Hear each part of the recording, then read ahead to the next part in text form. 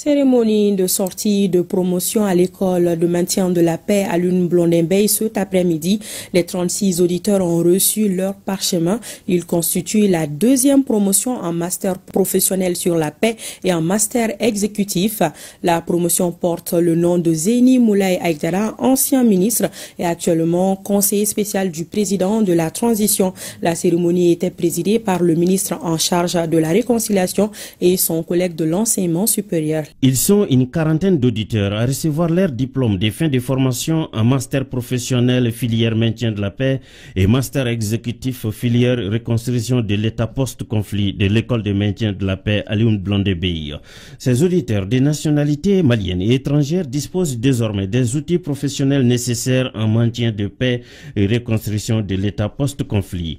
Ce master est le fruit d'un partenariat fécond entre trois institutions: l'École de maintien de la paix à Lune-Blondin-Bay Bamako, EMP-ABB, l'Université des sciences juridiques et politiques de Bamako, USJPB, et l'Institut des études politiques de Grenoble, IEP.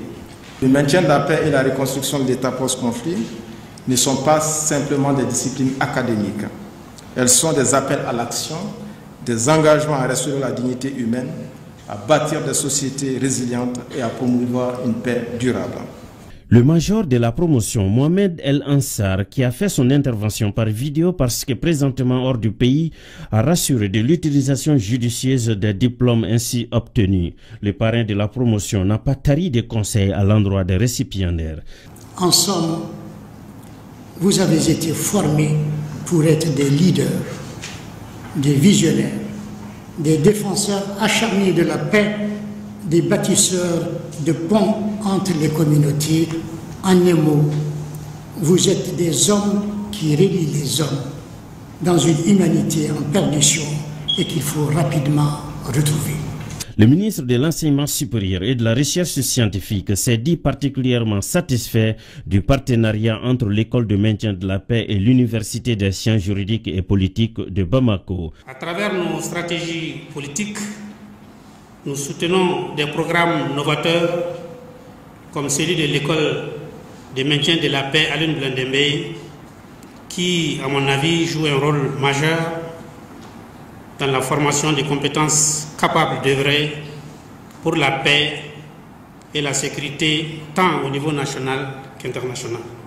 Le ministre de la Réconciliation, de la Paix et de la Cohésion nationale manquait de mots pour remercier l'ouverture de cette filière d'une part et d'autre part la formation des professionnels en maintien de paix. La tâche qui nous incombe est aussi noble que cruciale.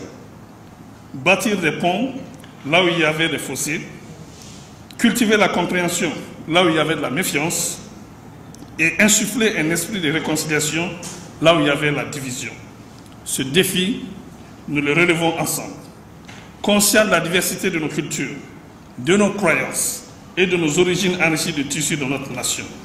Aujourd'hui, nous honorons non seulement ceux qui ont contribué à promouvoir la réconciliation au sein de nos communautés, mais aussi ceux qui se sont engagés dans des voies académiques qui favorisent la paix et la stabilité. La voie est désormais ouverte à la quarantaine de bénéficiaires pour la matérialisation des connaissances acquises sur le terrain.